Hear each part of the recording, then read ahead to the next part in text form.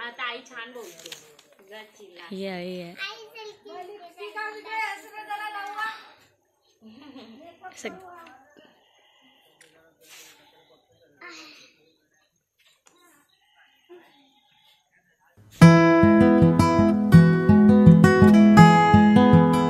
Hi everyone, मी तेजश्री तुमचं स्वागत करते माझ्या यूट्यूब चॅनलवर. तर आज मी आले रेशीम शेती आणि रेशीम उद्योगाबद्दल तुम्हाला माहिती द्यायला. आणि खरं तर हा उद्योग कर्नाटकामध्ये चालत होता, पण सध्या महाराष्ट्रात पण हा उद्योग केला जातो. आणि माझ्या चौकीची नाही, माझी फॅमिली मेंबर जशी की माझी ताई, ती हा उद्योग करते. आणि ती आता त्याच्याबद्दल माहिती मला जास्त नाही आहे, ती सांगेल पुढे. तर चला बघू.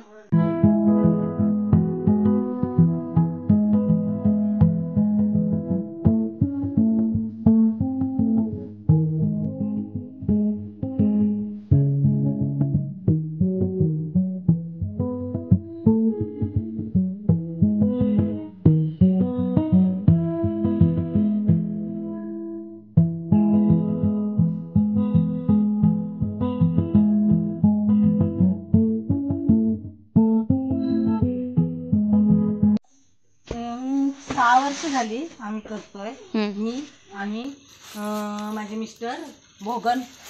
त्याच्यामध्ये म्हणजे सरकार शासनाकडून शेतकऱ्यांना फार मदत होते. शासनाने मदत केल्यामुळे जरी काही प्रॉब्लेम झाला, म्हणजे काही वेळेला शेतीमध्ये नुकसान होतं, काही होतं, पण याच्यामध्ये जरी नुकसान झालं तरी शासन मदत करत असल्यामुळे शेतकऱ्यांना तेवढा त्रास होत नाही. 6 वर्ष आम्ही करतोय, म्हणजे व्यवस्थित चाललंय. इतर उद्योगांपेक्षा, इतर शेतीपेक्षा ही शेती फायद्याची आहे, रेशीम शेती. कर्नाटकात अगोदर फार वर्षापासूनचा हा उद्योग आहे. आता सध्या महाराष्ट्रात सुद्धा भरपूर, म्हणजे शासनाने याच्यामध्ये लक्ष दिल्यामुळे भरपूर शेतकरी या रेशीम उद्योगाकडे वळले. अच्छा अच्छा. तर आता हे कसं आहे, वर्षातून जर 1 एकर पाला लागवड केली तर वर्षातून हे 4 बॅच निघतात. 4 बॅच म्हणजे 1 एकरामध्ये जर पाल्याची लागवड केली तर एकदा पाल्याची लागवड केल्यानंतर 25 वर्ष परत लागवड करावी लागत नाही. कटिंग केल्यानंतर परत पाला पालजून येतोय आणि त्याच्यावरती दुसरी बॅच घेता येते. एका बॅच नंतर दुसऱ्या बॅच मध्ये 70 ते 80 दिवसाचं अंतर असतंय.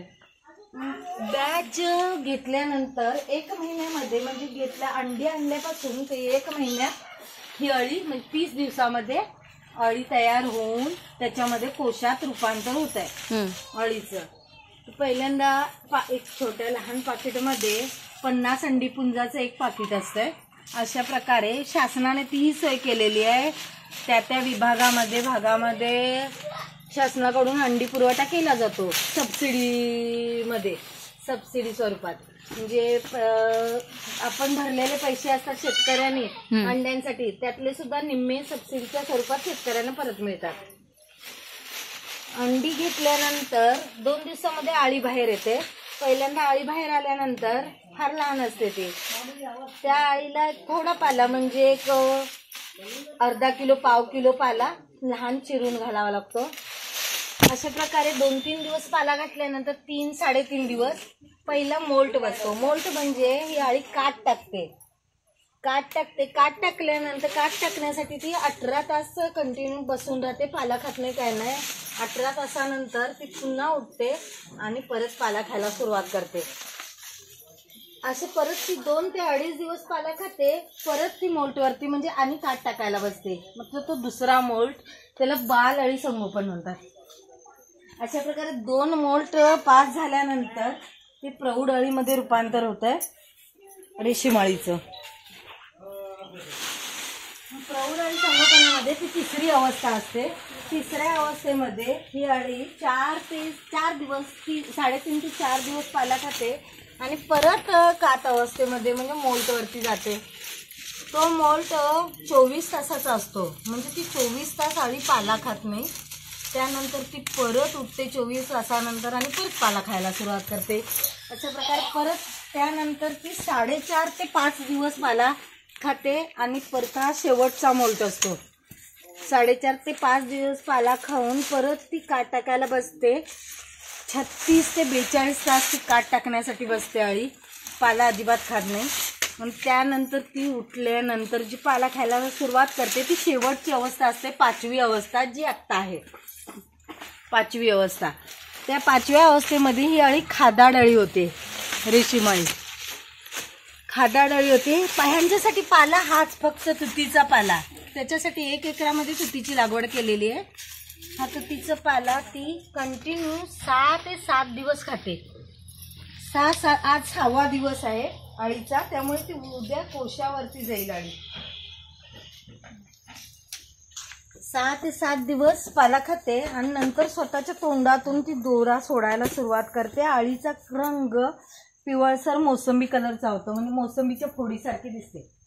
तर उद्या ही अळी कोशावर जाईल, कोश तयार करायला सुरुवात करेल. हे कोश 6 ते 7 दिवसामध्ये पूर्ण तयार होतात.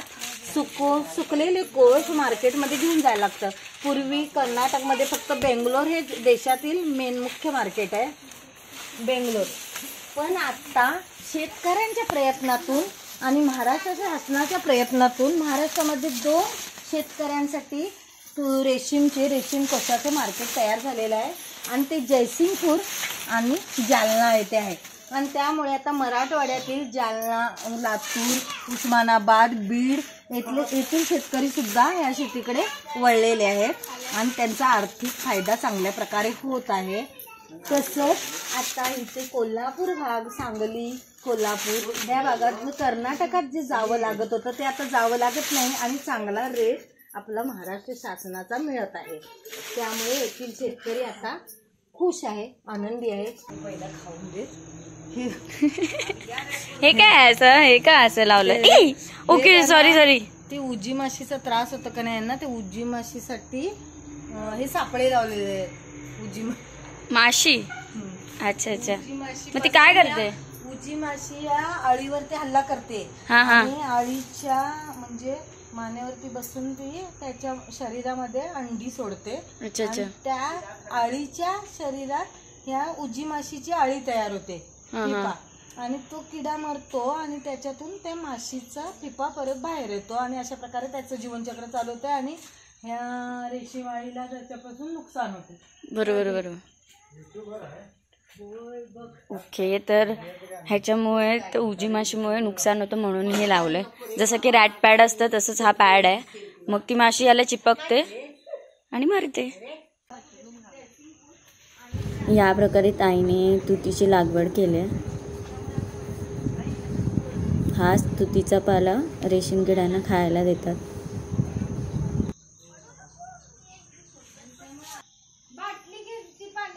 हे आहेत रेशीम किडे. ॲक्च्युली मला पण सवय आहे म्हणून मी हातात घेतलेत, नाहीतर काही लोक घाबरतात. पण मला अजिबात भीती नाही वाटत, कारण की हे घाण नाही आहेत. ते फक्त तुतीचा पालाच खातात, अजून काय बाकी घाण खात नाहीत, त्यामुळे मला घाण वाटत नाही. आणि हे बघा, क्यूट. मी क्यूटच म्हणते या किड्यांना. हे आहेत रेशीम किडे.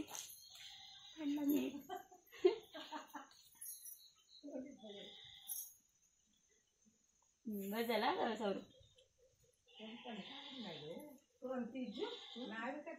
साप पकडताय नाही आणि काय प्रकारे माझ्या ताईने तुम्हाला सगळी माहिती दिली आहे. त्यामुळे मला काही टेन्शन नाही की मी वेगळं काही तुम्हाला सांगावं. त्यामुळे हा व्लॉग इकडेच संपतोय. Bye bye, love you all.